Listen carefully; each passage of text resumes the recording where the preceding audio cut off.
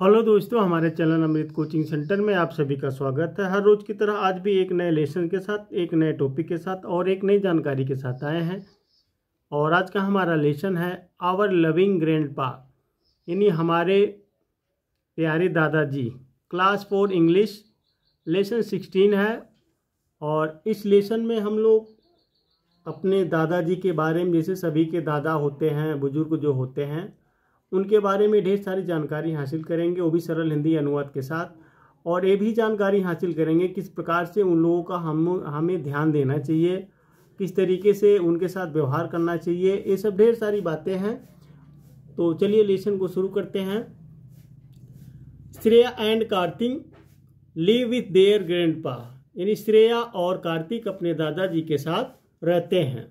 Live का मतलब होता है रहना, और विथ के साथ होता है, दियर अपने के लिए हो गया, ग्रैंडपा यानी दादाजी। तो श्रेया और कार्तिक अपने दादाजी के साथ रहते हैं।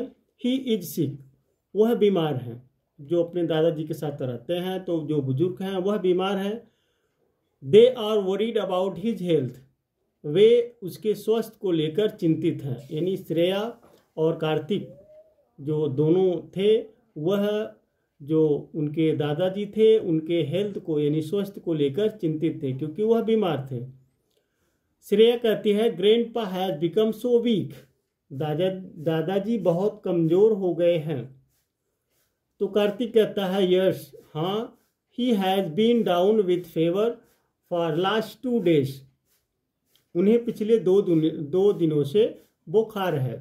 फीवर का मतलब होता है बुखार, लास्ट यानी पिछले, 2 days तो 2 दिन से, उन्हें 2 दिन से बुखार है। दोनों लोग जो कार्तिक और श्रेया आपस में बात करते हैं उनकी सेहत को लेकर।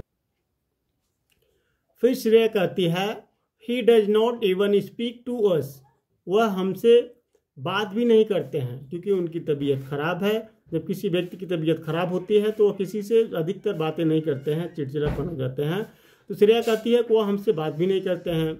We are missing his stories and teachings, हमें उनकी कहानियों और शिक्षाओं की याद आ रही है, क्योंकि कभी कभी कहानियाँ सुनाते हैं, बुजुर्ग लोग जाते हैं, दादा दादी नाना नानी, तो कहानियाँ भी नहीं सुन पा रहे हैं और वे हमें पढ़ा भी नहीं रहे हैं।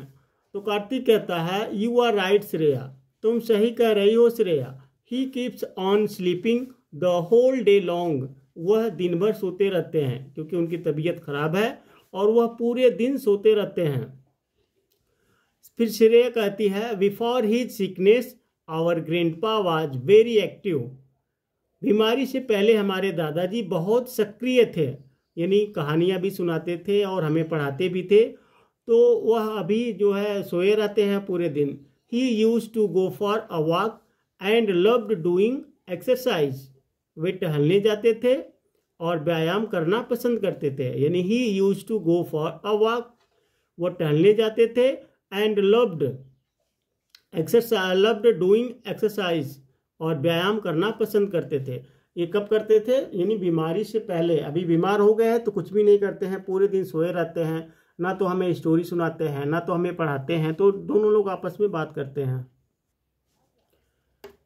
फिर कार्तिक कहता है now he looks so tired and dull, अब वह बहुत थके हुए और सुस्त लग रहे हैं।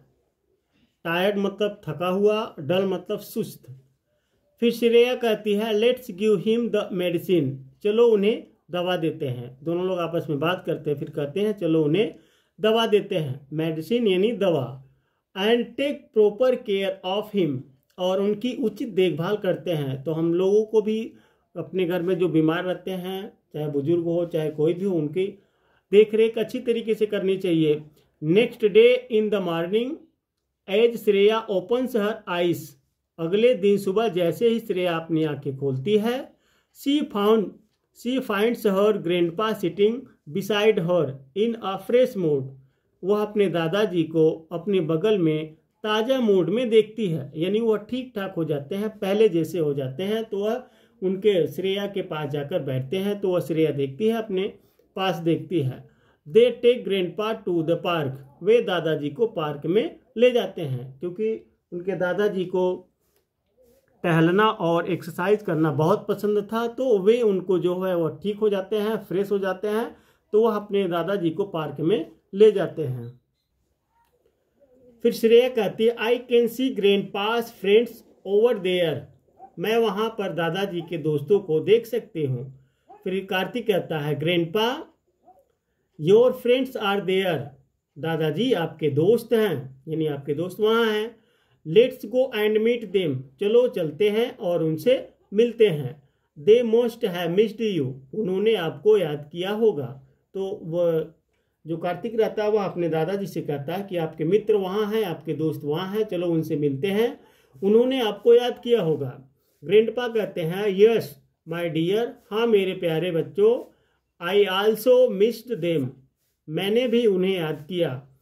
फिर श्रेया कहती है ओके ग्रैंडपा, ठीक है दादाजी, talk to them while we play, तब तक हम खेलते हैं, आप उनसे बात करें। क्योंकि कभी कभी हम लोग घूमने जाते हैं कहीं पर तो हमारे भी मित्र हो जाते हैं, तो इस प्रकार से उनके दादाजी के भी मित्र हो गए थे, तो उनसे मिलने चले जाते हैं। फिर वो कहते हैं कि तब तक आप बातचीत कीजिए, तब तक हम लोग खेलते हैं। फिर ग्रैंडपा कहते हैं thank you my dear for talking to me out, फिर ग्रैंडपा कहते हैं अपने बच्चों से thank you my dear for talking यानी टेकिंग मी आउट, दादा धन्यवाद मेरे प्रिय बच्चों मुझे बाहर निकालने के लिए, यानी मुझे बाहर ले आने के लिए, क्योंकि वह बीमार थे, उनकी दवाई किए और उनका देख रेख अच्छी तरह से किए, वह ठीक हो गए।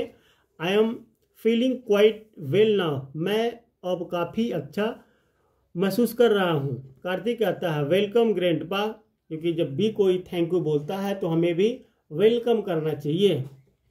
स्वागत है दादाजी, we are very happy to see your smile back, हम आपकी मुस्कान को वापस देखकर बहुत खुश हैं। वी लव यू ग्रैंडपा, हम आपसे बहुत प्यार करते हैं दादाजी। और नीचे दिया गया old age day is celebrated on 1 October world wide, तो जो वृद्ध दिवस है वह 1 अक्टूबर को पूरे विश्व में मनाया जाता है। तो इस कहानी में यही थी कि अपने बुजुर्गों का जो बीमार रहते हैं उनसे कैसे व्यवहार करना चाहिए, उनकी देखरेख किस प्रकार से करनी चाहिए ताकि वह भी स्वस्थ हो जाए और पहले जैसे हो जाए, ताकि हमें जो कहानियाँ बताते हैं, कहानियाँ सुनाते हैं और पढ़ाते भी हैं, तो वे सब हमसे मिलजुल कर रहें और हमें पढ़ाए भी, कहानियाँ भी सुनाए। तो उम्मीद करते हैं यहाँ लेसन आपको समझ में आया होगा। इसी तरीके से हम वीडियो बनाते रहते हैं, हमारे चैनल पर बने रहिए और अपने दोस्तों तक शेयर करना ना भूलें।